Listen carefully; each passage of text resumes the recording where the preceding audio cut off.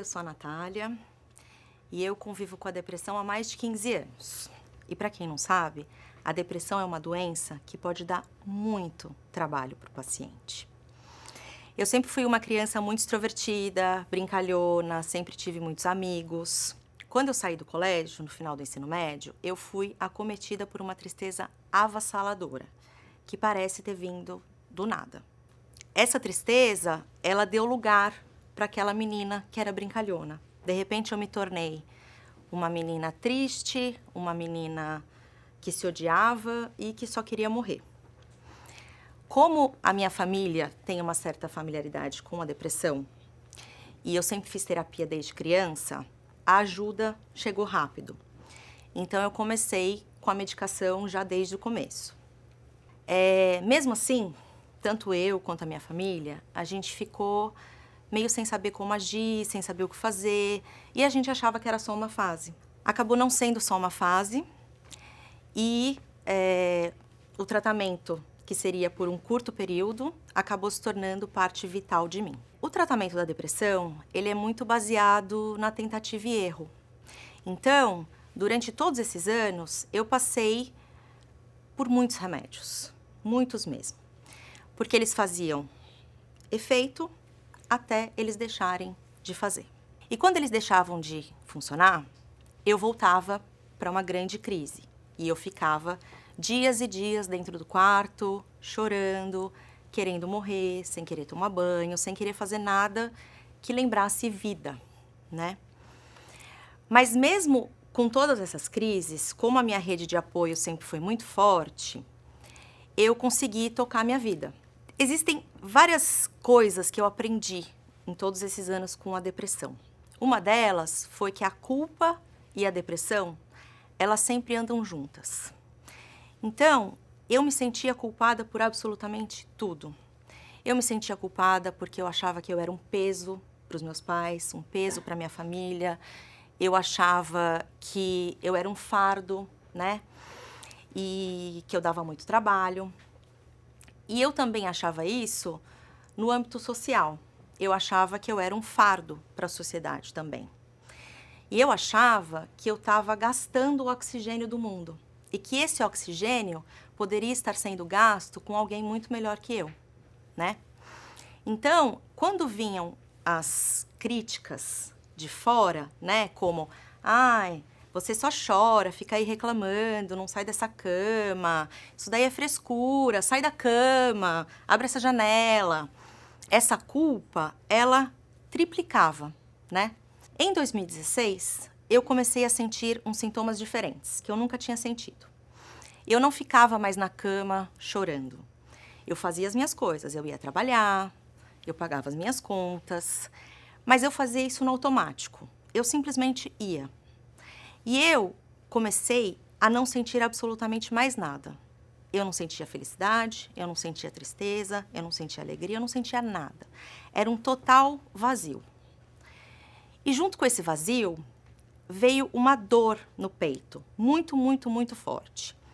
Era como se alguém pegasse meu coração e torcesse. E essa dor, ela era literalmente a dor física da depressão. E era a primeira vez que eu tinha sentido essa dor. Então, junto com essa minha vivência no automático e a dor, eu comecei a desistir. Eu não estava mais aguentando. Eu queria morrer. Então, eu comecei a tomar providências para isso. Eu fiz um seguro de vida, eu parei a terapia, né? Porque por que eu vou fazer terapia se eu vou morrer? Eu não preciso de terapia. Em um momento em que essa dor no peito se tornou simplesmente insuportável, eu decidi tomar uma atitude mais drástica.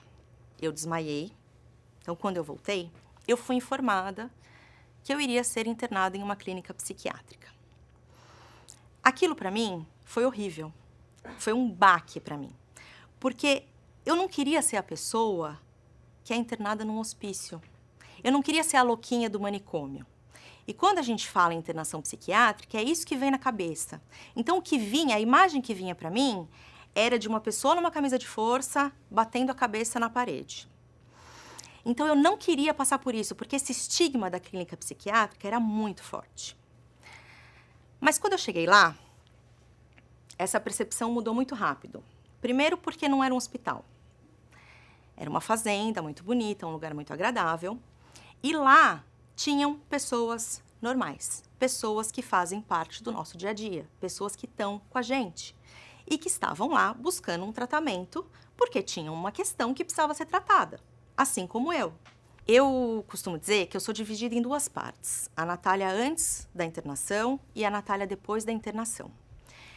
Porque na clínica eu consegui finalmente achar a combinação de medicamentos que me estabilizasse.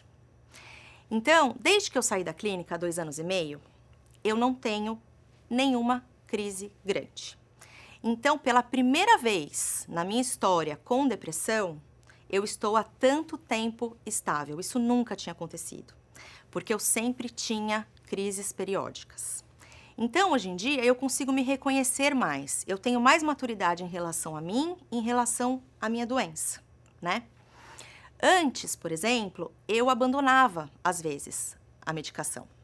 Primeiro porque eu achava que eu já estava bem, então eu não precisava mais tomar remédio, estava tudo ótimo, tô bem. E o que não era verdade, porque assim que eu deixava de tomar medicação, eu voltava a ficar mal. Mas também porque muitas vezes eu achava que a medicação, ela mascarava as minhas emoções. Hoje, eu já tenho noção de que eu não posso abandonar a medicação, porque se eu abandono, eu fico mal. Isso é um fato. Toda essa maturidade, toda essa minha questão resolvida com a medicação, faz com que eu viva de uma forma muito mais leve, né? Com que eu leve a minha vida mais numa boa, né? Então, hoje, eu posso dizer que eu me sinto bem. Eu não sei se amanhã, semana que vem, ano que vem, eu não vou ter uma recaída. Eu não posso afirmar isso. Mas eu posso dizer que hoje eu tô bem.